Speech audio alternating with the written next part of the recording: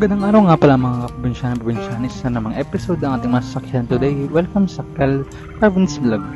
At hindi pa nga pala kayo nakapag-subscribe na nga pala kayo gumagawa nga pala ng mga videos about farm tips. At ito nga pala ang topic natin today is kung paano mag-alaga ng pabo. Ang pabo nga pala isa sa napakasimpleng alagaan. Marami na ako nalagaan before. Nakapag-alaga tayo ng kalapati, manok, ngunit ang pabo ay halos ngayon ko lang siya naalagaan at for me, isa siya sa pinaka-challenging alagaan sapagkat medyo sensitive nga pala pag ang mga batang pabo. Madali sila magkasakit. At ayun, kaya meron nga pala tayo dyang mga nakareding dextrose, panlinis ng mga patoka at yung vitamins at antibiotic. Medyo, dapat nga pala linisin masyado para hindi sila magkasakit. Kasi medyo sensitive nga pala sila sa sakit at sa bakterya. Dati nga pala ang alaga ko nga palang pabo is tatlo, ngayon dalawa na lamang sila sapagkat yung isa ay namatay sa sakit na sipon at kung ano-ano pa sapagkat taglamig. At dapat nga pala laging malinis ang kanilang tubig at lagis na may vitamins at dextrose kapag mainit. At ngayon naman yan, kailangan natin siyang linisan masyado ang kanilang patoka. At kung gusto nyo nga pala mag-try ng pabo, maganda siyang alagaan sapagkat napaka-amo nila, napakababait.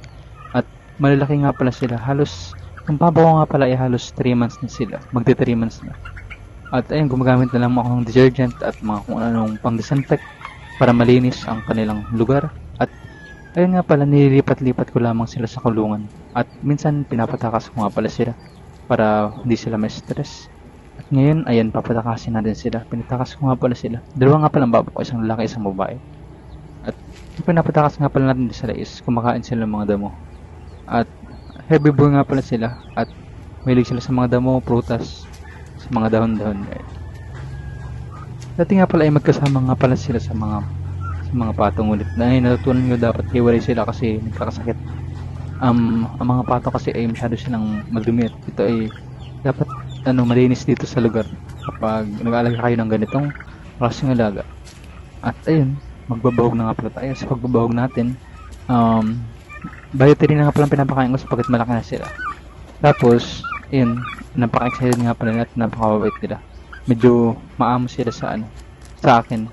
At di pa nagbabahog is nakaabang na sila. Naglalagay lamang ako ng vitamins tuwing hapon. At kapag umaga ay dextrose kasi napakainit. At ayun, ganyan lang natin. Minsan 3 beses nga pa natin pinapakain pero pwedeng 2 lang naman. Depende sa inyong budget. At minsan ang pinapakain ng alternatibo dito ay mga dahon malunggay, ganyan. Tapos pwedeng talbos ng kamote. Napaka nila. Malakas din sila kumain at mabilis din sila lumaki. Kapag nasa tamang pag-aalaga.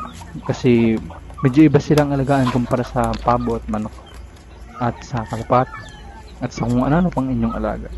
At ngayon, kapag nakatapos na silang gumala, binabalik ko na nga pala sila sa kulungan. Kapag binalik ko na sa kulungan, yun nga palang kulungan ko. Dahil bawal nga pala silang malamukan sapagkat nagkakasakit sila kapag tag-ulan. Tas ang bahay nila ay dapat hindi sila na aarawan na masyado. Hindi din sila gaanong naulan. Basta ligtas lamang sila at lalaki na sila kapag mag-alaga kayo. Napakaganda din nga pala siyang alagaan at napakaamo. Hindi naman sila gaanong habol ng tao. At ayun, kung gusto nyo nga pala mag-alaga nito, itarin nyo na din ito.